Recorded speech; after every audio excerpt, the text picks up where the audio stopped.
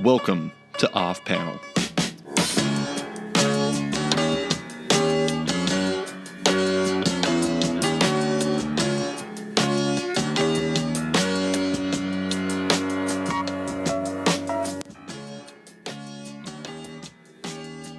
Yo everybody, welcome to Off Panel. I'm your host, David Harper, and this episode continues the show's coverage of the story behind Image Comics. As you may have seen, I wrote a piece for The Ringer on Image's 25th anniversary, and to get the story, I talked with some of the 7 founders of Image. So to show my work and highlight the stories behind the company, I'm going to run those interviews in full, even if there aren't going to be typical off-panel interviews. It continues with the artist of the Guardians of the Galaxy at the time, who was one of the earliest members of the squad, becoming a founder and current partner of Image Comics, as well as the creator of Shadowhawk. It's Jim Valentino. Let's dive into it, shall we? I want to start at the beginning. You know, everyone knows that it was all the different founders that left to go open up Image. They left Marvel, or you guys all left Marvel to start up Image. But I wanted to know, when did you yourself first get involved with the plan to leave Marvel and set up Image? If you can even call it a plan. I know it came together really fast. No, it didn't. Oh, it didn't? No. Yeah, that's just more more mythology. No, what happened was the year before it actually started, must have been 91 or earlier. We went out for lunch. It was San Diego Comic-Con. A whole group of people went out for a dinner. Yeah. And it was so big they had to split off into 2 sections. Wow. So we went to a Mexican restaurant. It was me, my wife, Diane, my ex-wife, Diane, Rob, Eric, Dave Olbrich, and a couple of other people. And Rob said to Dave, asked Dave if he would publish a book by him. And Dave started laughing and said, yeah, of course. And he goes, how about a book by me and Eric? And Dave's laughing and goes, yes, of course. He goes, how about me, Eric, and Jim? Yeah, I would publish anything you guys want me to publish. That was the start. Yeah. Then that winter, Rob, so yeah, this had to have been 1990, I'm thinking. That winter, Rob decided he was going to do a book through Malibu called The Extremists. And he got an early morning phone call from Bob, what's his name? He was the X-Men editor. Oh, Harris. Bob Harris. And Bob Harris read him the Riot Act, that he'd never work in comics again, that they would sue him if he was profiting off of the X franchise and blah, blah, blah. Right. And tried to scare Rob. It didn't scare Rob. It just pissed him off. And so the following summer, he talked to the 3 people that he was closest with in the industry. And that was Eric Larson, who signed on immediately, Todd McFarlane, who was at the time retired from comics. He was going to do hockey cards. And me, who was his off and on-again studio mate. That's where it started. They went to New York. Rob and Todd went to New York. Todd gave me a call, said he had Eric Larson in one pocket. He wanted me in the other pocket, so they would go to New York 4 strong. They ran into Mark Silvestri. Mark signed on. They ran into Jim Lee. Jim was kind of hesitant about it, said he wanted to see the numbers first, but before the weekend was over, he signed on. That's the real origin of Image Comics. And then Wills just kind of signed on because he and Jim were studio mates at the time, right? And like he saw an opportunity. I guess he wasn't a partner, but he did come up with what. He's a founder. He's a founder, but not a partner. He was in the Philippines at the time. Oh, okay. And Jim wanted him to join. Everybody was like, "Well, yeah, Wills is a great guy, great artist." You know, there was absolutely no objection to Wills joining. And I guess from what Wills has told me and what he's told others is that when Jim told him about it, he called up, what's his name, Scott Williams, and asked Scott. Scott and Wills were boyhood friends. They were childhood friends. And Scott told him, yeah, absolutely, this is a really good idea. Join them. So there you go. So you had a background in small press comics in the 1970s. So you were like the one of the group that really was no stranger to owning your own work. But Right. still, I mean, obviously this was a big move. It was, I mean, there's a reason why it's like looked back on as just such a gigantic move. But for you, what was the biggest motivator for wanting to do that? Did it just really come down to ownership? Well, there's a couple of things. First, both Rob and Eric had their hand in that in ownership. Oh, Don't forget, Eric had done Megaton oh, right. and Vanguard and even Savage Dragon, and Rob had done Youngblood as its own independent book. And I'm not sure if it was ever published, but he had done it. Yeah, so everybody had stuck their hands in a little bit. Sure. Yeah, for me it was a combination of things. I thought it was a smart move. It always seems to me that owning your own stuff and gambling on yourself is always a smart move to take. So, yeah, it just seemed perfectly natural to me. Yeah. Yeah. I mean, it is, it's not like, you know, like you said, Eric and Rob both had their hands in creating their own comics before. And it's not like you guys were the very first that had, you know, left Marvel or DC or even just started up doing their own comics and done okay. But the thing that I think is really amazing about Image is the scale that you guys launched at. It's not something that at least everything I've read that creator-owned comics had ever really seen before. Do you think that Image would have been as successful if it had just been one of you, or if it just hadn't been you guys all combining your powers at that time? Yeah, here's the thing. I've been talking, we were keeping this very hush-hush for a very long time. Sure. And I had talked to two confidants. One of them was Eric Stephenson, before he actually had started to jump over. He was working in the library at the time. Yeah. And the other one was Larry Martyr. Mm-hmm. And when Rob called me from New York and told me that Jim Lee had signed on, I called up Larry and I said, remember that avalanche we've been talking about? Larry goes, yeah. I said, I think it just became an atomic bomb. Wow. And he goes, why? And I said, Jim Lee just signed on. And there was dead silence on the phone. Mm-hmm. And Larry said, you guys are going to do so much damage. But here's the thing. We had the three best-selling creators in the business at that time, Jim Lee, Rob Liefeld, and Todd McFarlane, all three of them joining the company. There was the en masse thing. Everybody had quit in piecemeal before that. One guy would quit doing work for DC or Marvel and go do work for some independent publisher, right. But it was just one guy. Also, the big thing that everybody seemed to miss at the time, we all did superhero comics out of the starting gate. Mm-hmm. Why?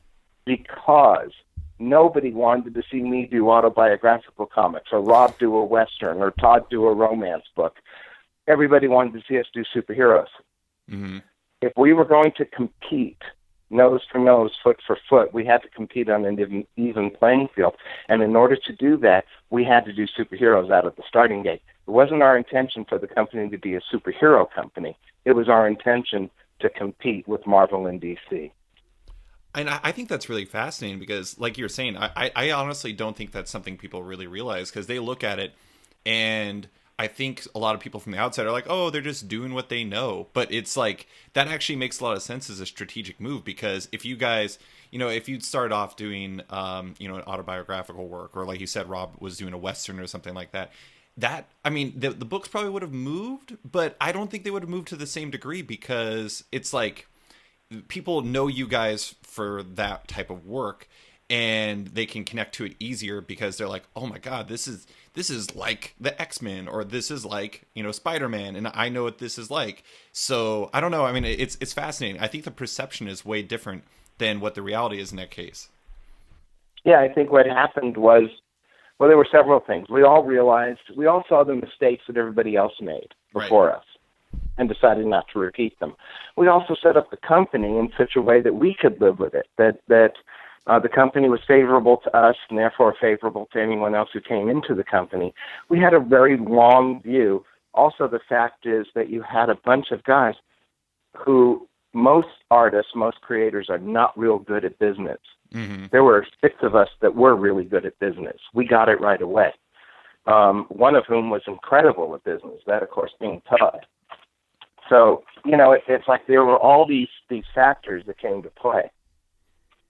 Absolutely. Yeah, and it is like you're saying, like the atomic bomb thing with Jim. I mean, it's amazing. Like when I was a kid, this was when I was a kid when Image happened, and I was reading the X-Men books, and I honestly would have followed Jim Lee to the ends of the earth to continue reading his comics, and I wasn't the only one. There was people that were like that for you, and there were people like that for Todd, and there was people like that for Rob, and et cetera, et cetera. And it was just such an amazing firebrand moment that, like, I don't know. It's obviously we're doing this interview because of it, but it's astonishing looking back on it. I actually, I don't know if you follow basketball at all, but it reminds me of like when like LeBron James and Dwayne Wade and Chris Bosh all teamed up and decided to join the Miami Heat, except for it was like you guys created your own league instead of joining another team.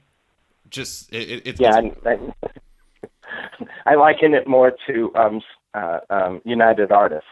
Oh, sure. Where a bunch of, where they got together and formed their own studio because they were sick and tired of the studios and the way the studios were treating them. Absolutely.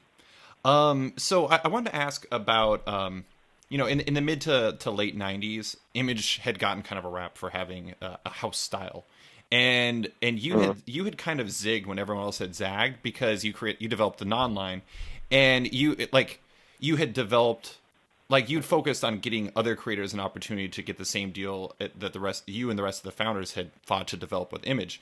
Looking at it now, does that, I don't know, it's hard not to look at that as kind of the foundation for everything Image is now. Not that the original deal wasn't, but it seemed like it was like the greatest focus on trying to go outside of that superhero like approximation type stuff that you guys were doing to begin with. Do you think that was, or why do you think that was an important move to make when you were doing like the non-line stuff, and also what you did when you were publisher? Well, again, we had published a lot of non-superhero work prior to the non-line. So, I mean, people don't remember, Image published Groove for a year. We published Bone for about 2 years.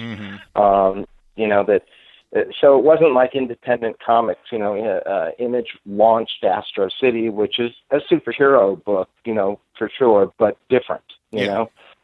And all the other things that were launched through Jim's company and various other, we all kind of spread out away from superhero comics. And for me, having a background in alternative and underground comics, it just seemed natural to want to use Image's influence and hopefully name and buying power to introduce non-genre stuff.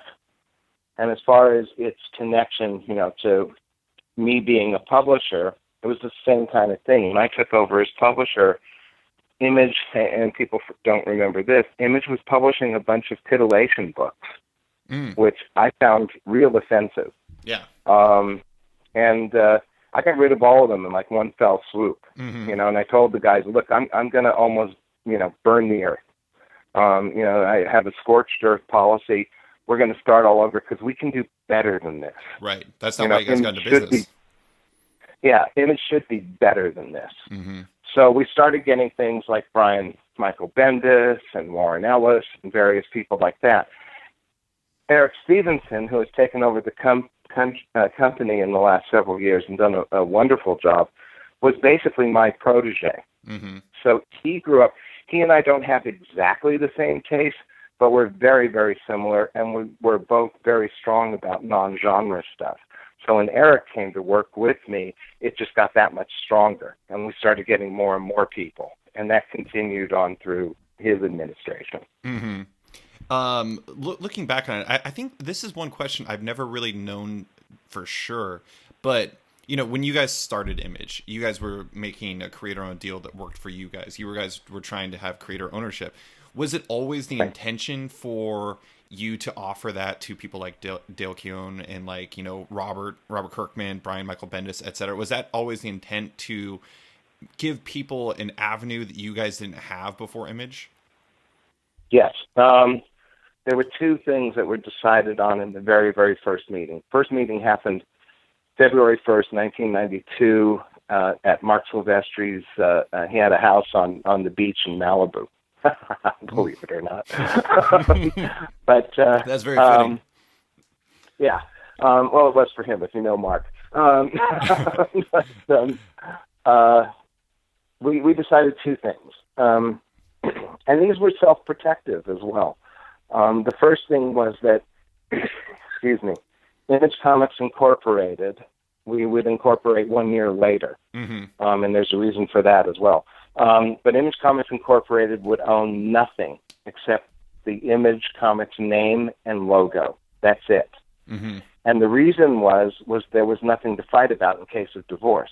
Right. So, boom. Okay, that's the first thing.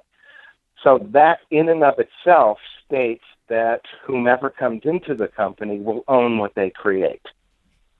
Mm-hmm. Okay? The other thing was that no image partner would get in the way of another image partner's business. So what that meant is if you wanted to sell your company to DC, God bless you. Right. If you wanted to kill off your main character, go ahead. If you wanted to continue doing your character until your fingers fell off, fine. Whatever you wanted to do, you could do. It gave us full, complete autonomy, one from the other, and yet the power of a co-op, whereby we could buy distribution deals, printing deals, et cetera, et cetera. It was the best of both worlds. Mm-hmm. Yeah, well, so... Does that answer it? Oh, absolutely. I mean, that's perfect. But I'm curious, you specifically said that there was like a specific reason why you guys decided to, leave Malibu and form your own 100%... Oh, no. That was the plan. That was the plan right from the beginning. The problem was that we didn't have the infrastructure when we first left Marvel. Right. Malibu did. Okay, they had the infrastructure. They had the ability to work with distributors. There was a bunch of them in those days, remember, and with printers and stuff like that. So we made a deal with them. It was a 1-year contract, and that was it. After the first year, we knew we would incorporate and become completely and totally our own company, which is what we did. Yeah, that makes total sense. So... I was going to ask about Robert Kirkman, because he became the first partner in 2008. But I wanted to ask specifically, like he did Battle Pope in 2000. I think Invincible came shortly after that, and then Walking Dead was in 2003. So I think more or less all of like his entire run came, or his entire start to his run with Image came when you were the publisher. How did he first get? How did he first become a creator at Image? Was he somebody that you had found? Was he a blind submission? What was the story behind that? Yeah, he had sent in some stuff. Geez, I really can't even remember what. We had done one or two things with him prior to this, and I really liked him. I liked him personally. Right. So Eric Stephenson and I looked at the line in 2001 and looked at the kind of books we were publishing. And one of the things that hit us both was that there were no superhero books. The only superhero book we had was Savage Dragon. Right. And otherwise, there were no superhero books. Mm-hmm. So we sent a call out to a few people, Phil Hester, Keith Giffen, a couple of other people that we liked, and said, hey, if you ever think about doing a superhero deal with us, well, Robert, I guess in talking with Eric, got wind of it and said he would like to do a superhero book with us. And so he pitched this idea called Bulletproof. And I said, well, I like the idea, even though I thought it was a lot like Superboy, the Superboy they had at the time. But I liked the idea. I liked what he was doing. And but I didn't like the name. Right. And I said, let's come up with something more powerful. We came up with Invincible. I was like, okay, that's it. You're off to the races. And then the first few issues of Invincible did not set the world on fire, to say the least. Right. It was going downhill fast. So Eric and I called up Robert and we said, what do you have? Do you have any tricks in your back pocket? What do you have that's going to, give this series a push? And he said, well, we're going to reveal in issue 25 that Omni-Man is actually an alien invader, and he's come to take over the world. He's not Superman. He's Lex Luthor. Mm-hmm. And we went, that's great. Do it now. And he goes, no, it has to be issue 25. We were like, no, we're not going to make it to issue 25, Robert. Do it now, as quickly as humanly possible. And it just blew up the series. Mm-hmm. And then he approached us with the zombie book that he was originally calling World of the Zombies. Mm-hmm. And I was like, oh, God, Robert, that's horrible. And then he wanted to call it Night of the Living Dead. And I said, no, you can't do that. There already was one. Yeah. And they came up with The Walking Dead, which I thought was better, but there was no hook. And he kept telling me it was a zombie book. I was like, nobody cares about zombies. Zombies have never sold. Yeah. What he didn't tell me was that it's a story about a young family, a father and his son struggling, and a group of people struggling to make sense of a world that doesn't make sense any longer. Kind of like our world today. Right. But if he had told me that, I would have said, yes, go ahead. Instead, I said, give me a hook. Give me something different, something weird. So he said, okay, well, the zombies are an alien invasion. And about 3 or 4 issues into it, Stephenson called him up and said, so where's the aliens? And Robert laughed and said, there are no aliens. I just told that to you guys so you would publish it. That's amazing. I actually, I had stopped reading comics for like a solid 3 or 4 year span. And oddly enough, like I got into comics right around when Walking Dead and Invincible were starting. And so that, like, I went into my comic shop and they recommended Why the Last Man and Fables from Vertigo, knowing that I was a big fan of Preacher. That was like the last big book I read. And then they also recommended The Walking Dead, and shortly after that they recommended Invincible. So interestingly enough, his like kind of, you know, breakthrough hits at Image were what got me back into comics in some ways, which is kind of amazing. Yeah. But I want to ask, like, so he became the first partner that wasn't a founder in 2008. Right. Obviously, it sounds, you know, you guys liked him. He was a good guy, and obviously he's a very creative guy. What made him a good fit for Image and in that role overall? Like, what made him align with the way you guys thought and envisioned, like, how Image should go forward? There were several factors. First, you know, like you said, he was a good guy and very creative. He also was much younger than the rest of us, you know, especially me, you know, being close to 1,000 years old. You know, he was a lot younger. So he had fresher ideas, newer ideas than we had. I mean, don't forget, by that point, you know, we were, you know, nearly 20 years on or so. Yeah. But he had fresh ideas about how to approach things. And that was important. Also, he was loyal to us. Right. He had given up lucrative Marvel, and you know, both Marvel and DC were chasing after him at the time. And he was like, no, I'm gonna do this, and I'm only going to do this. Mm-hmm. And that impressed us, because that's what we did. Right. We walked away from a guaranteed paycheck. So for all those people who criticized us at the beginning, and there were plenty of them, we actually walked away from a guaranteed paycheck into the unknown, which nobody gave us any credit for. Robert did that as well. Right. Also, it just personality-wise, he fit. One of the things that really impressed me and that I liked is our first conversation with him about it. He said that he wanted to make one thing very clear. He was not a junior partner. Right. And we all went, yeah, okay. Yeah. He stood up for himself. Mm-hmm. Yeah, so he was... And that impressed us. Yeah, it sounds like, I mean, in many ways, he was just kind of like the... maybe if he wasn't there with you guys then he could have been, like, if, let's say you guys didn't do Image in 1992, he could have been doing his own thing in 2008. He could have become a new version of you guys because he just had kind of the same mentality that you did. Yeah, but it wouldn't have had the same impact. He's more or less, and this is really true about Robert, and I think he says it, and I think he would certainly admit it. He's kind of the child of Image, in very much a very real way. He was 11 years old when we started, I think. Mm-hmm. And so he, you know, to him, we were his Jack Kirby's and Steve Ditko's and, you know, people like that. Yeah, that's actually something that comes across a fair amount, is like a lot of the creators from that are like the biggest names in comics these days and like have moved on to Image, like Jonathan Hickman or like Scotty Young and things and people like that. They I've interviewed them. I've had them on my podcast, and they say that like Image was something that like changed everything for them, even at a young age. It kind of opened their eyes up to both like what opportunities are out there, but also something that spoke very much viscerally to them as people of that age. And it was a huge change for them. And it is like you said that Robert was a child of Image. I feel like the children of Image are really kind of either coming into their own now, or like they're like in like full stride and kind of realizing their own visions at Image right now, which is pretty cool. Yeah, I think so too. And we still offer them the exact same thing that we did before. You bring up Scotty Young. Well, he owns I Hate Fairyland. Mm-hmm.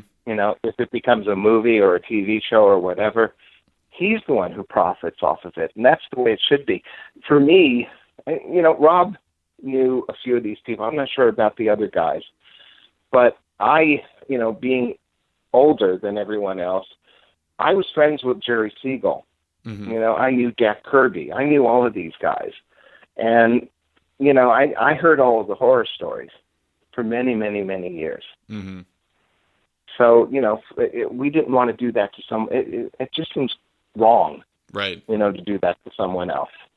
Do you feel like it was like not saying that you guys weren't necessarily entirely leaving Marvel as an ideological statement or something like that, but it is interesting looking at the timing. Like Siegel and Kirby had been like desperately trying to get rights to his pages back then. Alan Moore and Dave Gibbons had just been run through the ringer for Watchmen, things like that. Like it kind of felt like the culmination of like more or less 40 years of strife of creators making great creations like the Fantastic Four or like the Watchmen or anything like that, and not having creator rights. And it seemed almost like not that you guys were trying to necessarily make an ideological statement, but it kind of felt like that. It felt like a huge shift. And like I was talking to Brian Hibbs earlier. Do you know Brian Hibbs?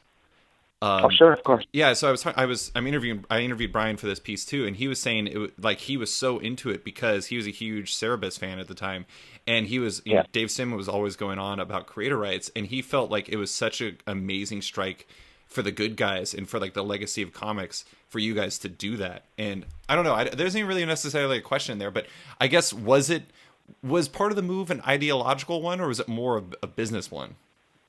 I think it's both. It would depend on the person. Sure. Don't forget, everybody wants to move Image Comics as a single entity, and yet we are all extremely individual people, right? And extraordinarily opinionated guys. Another great myth was that we couldn't stand to be in the same room with each other, that we argued and fought and yelled and screamed at one another. Not true. We mostly laughed and made fun of everybody who was criticizing us. Right. Because they're a bunch of really funny guys, really sharp and witty guys. I think it was a bit of both. I mean, personally, my mantra has always been, especially since the formation of Image, and when I see people complain that they're no longer getting work due to ageism or sexism or whatever ism that they've come up with for why they're no longer getting work, the thing I always say is they screwed Jack Kirby. Yeah. Don't think for one half of a second that they will not screw you. Right.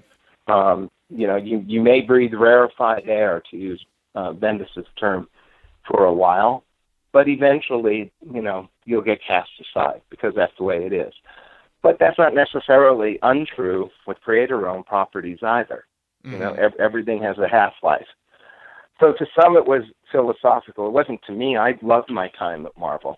I knew what I was getting in for and all that kind of stuff. I just had problems with my editor towards the end. Mm-hmm. But that's not unusual either. Right. Todd was the only one who really hated them and called them the plantation and all that stuff. And so we all got painted by that brush. But none of the rest of us felt that way. Yeah. Well, I mean, you can tell that in the sense that, obvious, a very high profile sense, Rob and Jim both went back to Marvel to do work for Heroes Reborn, and obviously Jim is now the co-publisher of DC Comics. Eric went back and did work. I mean, it never. Granted, I'm not exactly every comic fan, but it never really read to me as like you guys, besides Todd, had any direct animosity with Marvel. It was more like you guys just kind of, you had an opportunity and you seized it. Here's what we did, and there's another thing that people didn't get. We changed jobs. Mm-hmm. That's it. We just changed jobs. We changed jobs for a better paying, higher profile job. How dare you? We got Jim? A better job. Yeah. It's like this was the thing that always amazed me with all these people bitching and complaining about what we did. It was like, no, we just changed jobs. Mm-hmm. That's it. Period. We just went to work for a different company. We happened to own the company, but we went to work for a different company. Yeah. There you go. I have to ask, you mentioned Bob Harris earlier and about how he responded to Rob running that full page ad and everything. What, if you can recall, what was like the kind of the temperature, not just at Marvel, but kind of overall from like the comics industry when you guys did that? Was it kind of was it like a mix of pure hatred and like people cheering you on, basically?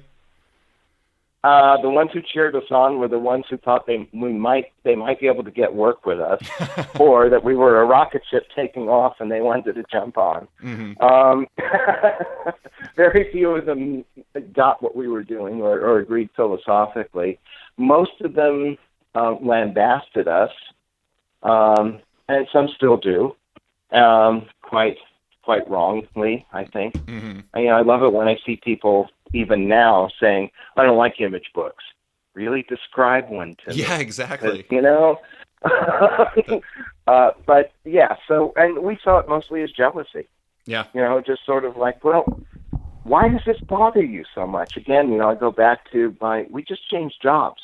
Why in the world would that bother you? Why would it bother you that anyone else that you know or don't know would change jobs to get a raise, mm-hmm. to get more respect, to get more freedom, to get from under the heels of an overbearing manager? Why would you hold that against them? I think you're literally describing the American dream. Kind of, yeah. Yeah. It's really fascinating. I mean, and it's funny that you mentioned like, I don't like Image comics. Well, to describe them, I was talking to Brian Hibbs earlier. We talked about how, it would actually be hard to find somebody, like when you say that like you're an Image fan, like it probably means you like specific books. It'd be hard to imagine finding a specific person that likes every single Image book because they're so diverse, they're so different. Like, I read a ton of books from Image, but I also don't read some books, and that doesn't mean those are bad. Those just mean they aren't necessarily for me. And that's one of the amazing things about Image is like you guys can publish such a diverse slate of books. Like you guys can, run like hardcover children or all ages books that are graphic novels, but you can also run saga, or you could run sex criminals, or you could run this, or you could run that. And it's like, it's all from the same place. It's just creator dependent. Eric has just taken up a tagline that I created many years ago, mm-hmm. which described when I took over Image, and that was a book for every reader. Yeah. That doesn't mean that every book will appeal. Mm-hmm. As a matter of fact, that was my whole thing. And it's funny that you mentioned Brian, because Brian and I talked about this. My whole thing was I did not want to be genre specific. I wanted a book that everyone could, a book for every person. Mm-hmm. That doesn't mean every person would like that book. It just means we have something that will appeal to almost every single taste that we can possibly envision, as long as the quality was good. Brian told me that doesn't give him anything to hang on to, that the company has no identity. Mm-hmm. And I said, yes, it does. It has an identity of quality. Right. Not genre. Right. Quality.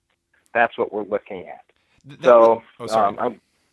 I'm glad to hear Brian's changed his view on that.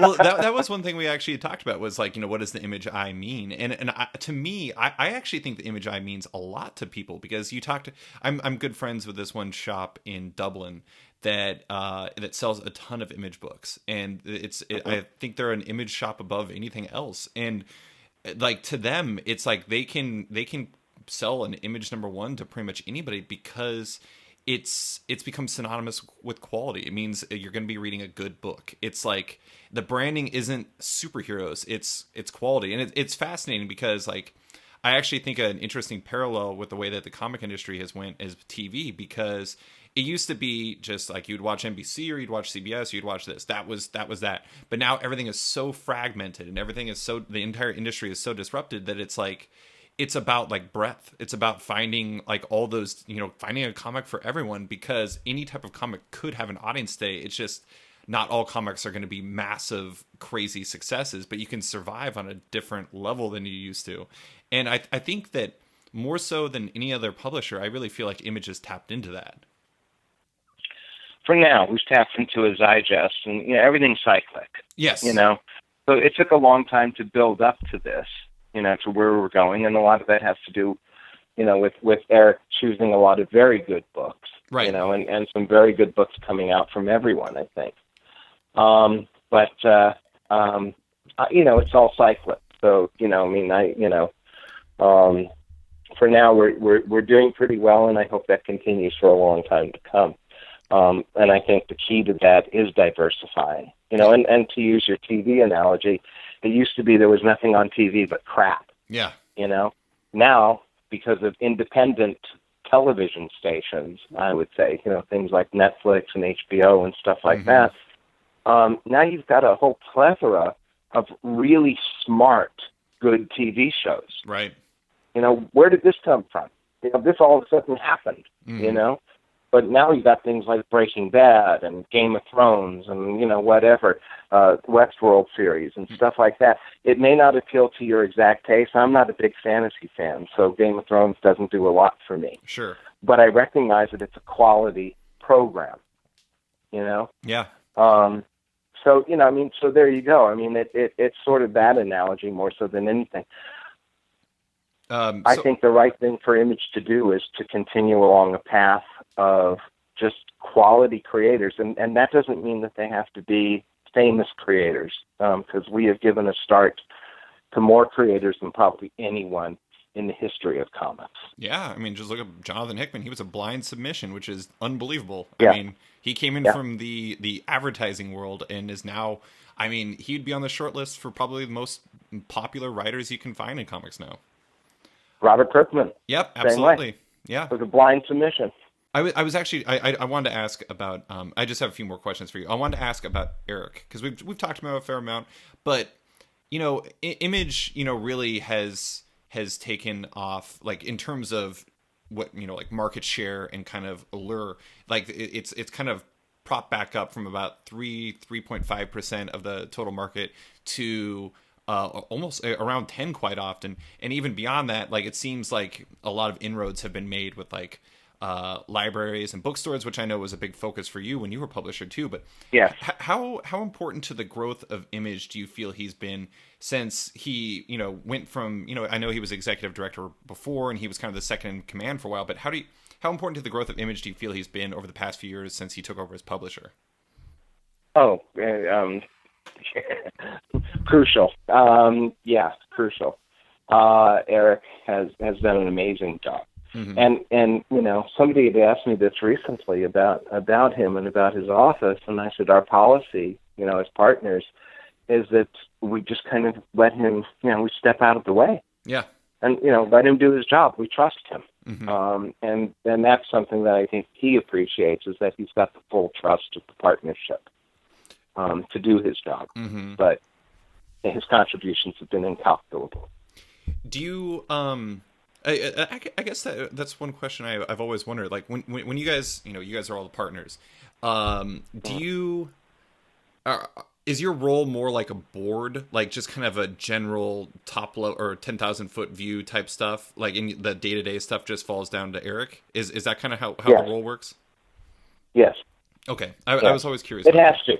It has to, because if you have someone whose boots are on the ground, who's running the day-to-day operations, who's in charge of firing and hiring, and he has to keep his ear to the ground as to what's happening, He has to talk to Diamond and stuff like that.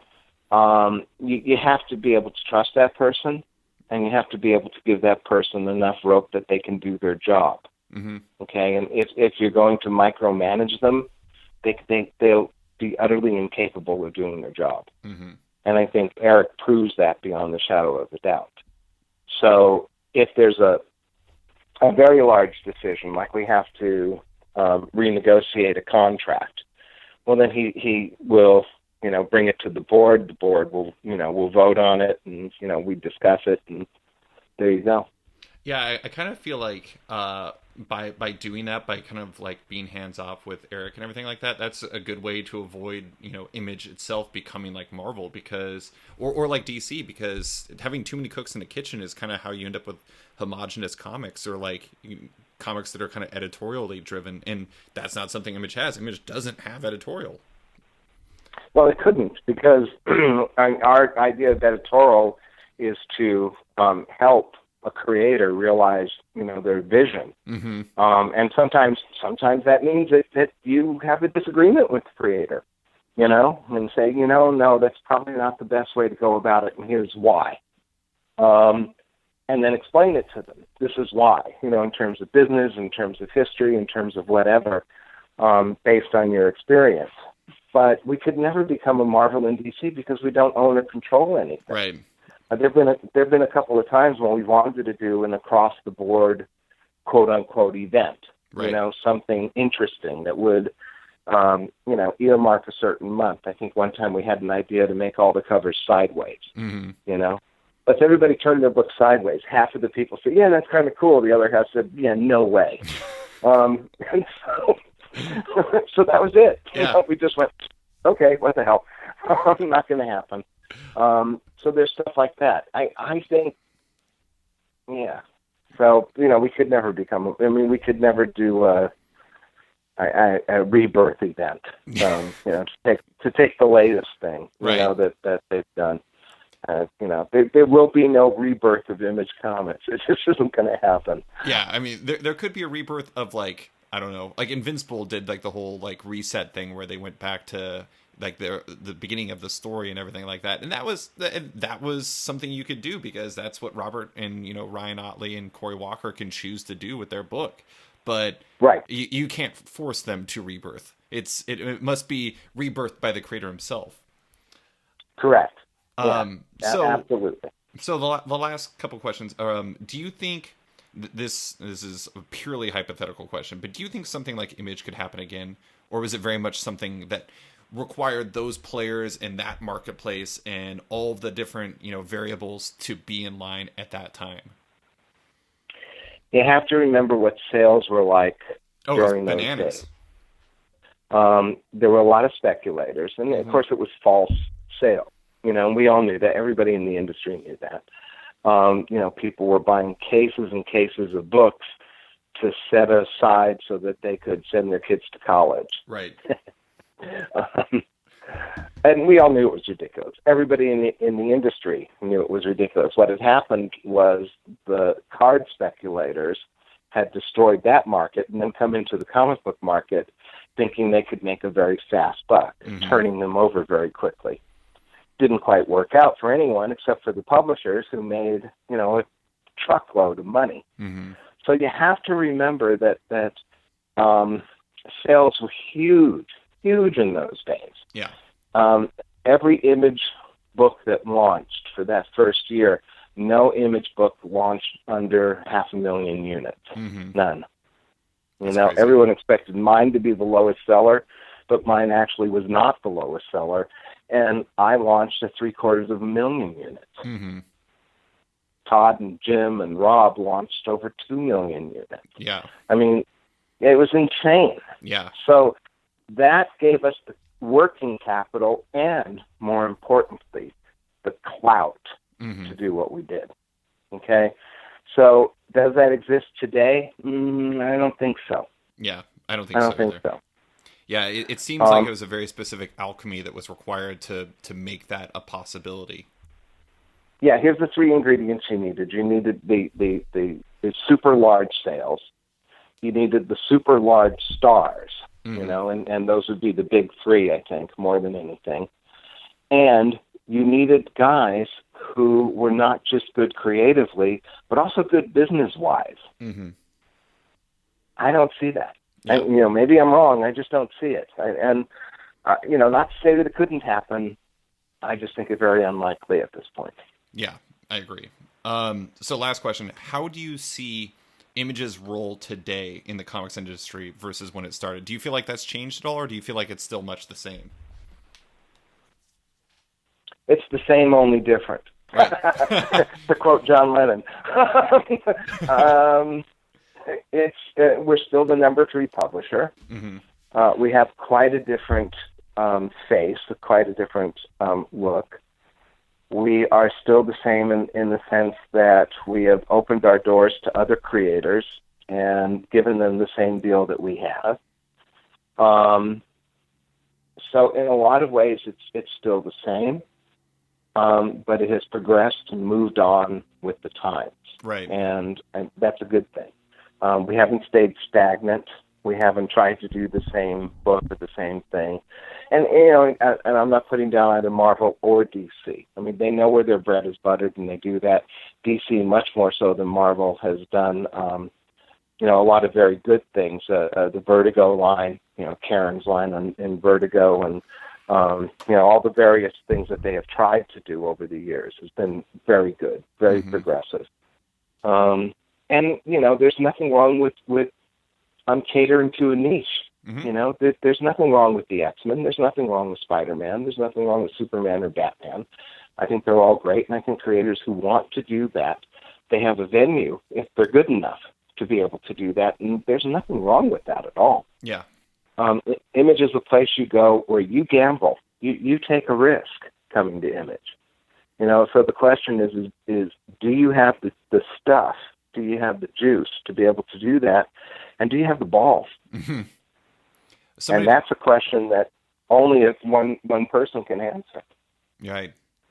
Yeah. Somebody described it to me once as a lottery ticket, and it's, you know, it's, you can work really hard at it, but sometimes the ideas don't connect with people. But it is interesting. Like, I interviewed Eric at Emerald City Comic Con once, and we talked about Eric Stephenson, and he specifically said pretty much what you said, where it's like not everyone's cut out for it. Some people that you would think would be all about creator owned are just like, I just can't do that.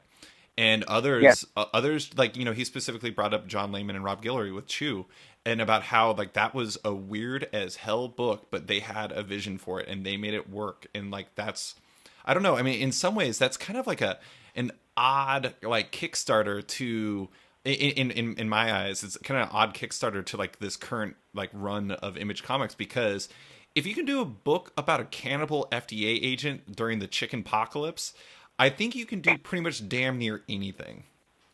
It just depends on, it's what you said before. And I don't know about the lottery ticket thing. Sure. Because lottery tickets are purely Chance. by chance. Right. Yeah. And this isn't.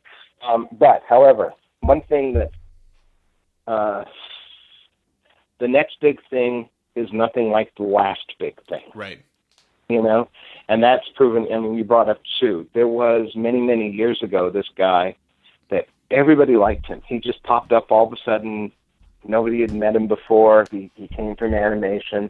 He had this wonderful, quirky little book. And everybody was like, God, you know, he's really a great guy. It's too bad his book is so bloody uncommercial. Mm-hmm. And the book was Bone. Yeah. So, you know, it's like, you know, you never know. Right. You know, Walking Dead. You just never, ever know. The Teenage Mutant Ninja Turtles, you know. Peter Laird sent me a handwritten letter when the Turtles first started and asked me how I deal with criticism, because they were getting so much criticism back in their early days. And I said, what I do is I divide them into two categories. Those who like what I do are persons of rare insight and intellect, and those who don't are Neanderthals. Right. I said, and if you look at it that way, you'll be fine. And then the Turtles blew up, became the biggest sensation ever. Mm-hmm. And I wrote Peter back a note and said, you win. That's awesome. Sorry, go ahead. So there you go. I mean, you know, it's just, you are taking a gamble. And I can't tell you, I've had my heart broken plenty of times where I thought, God, this book is going to do wonderfully. Yeah. And it bombed. And another book that I think, well, okay, let's, do 4 or 5 issues and get out quickly before we lose too much money. And it goes through the roof. Right. You can't tell. Yeah. So that's actually all I have for you. Thank you so much for chatting with me about this. I might have some follow-up questions down the line, but this was excellent. Thank you so much for chatting with me. Okay. All right. Thanks a lot. Thanks for listening to this week's special episode of Off Panel with Jim Valentino talking the story of Image Comics.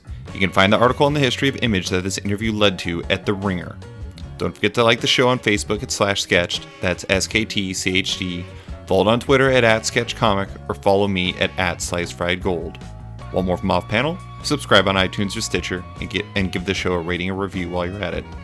A quick thanks to the band Wolfpack, whose excellent track Outro from their album Volmilch opens and closes the show now. Give them a listen as they're totally rad.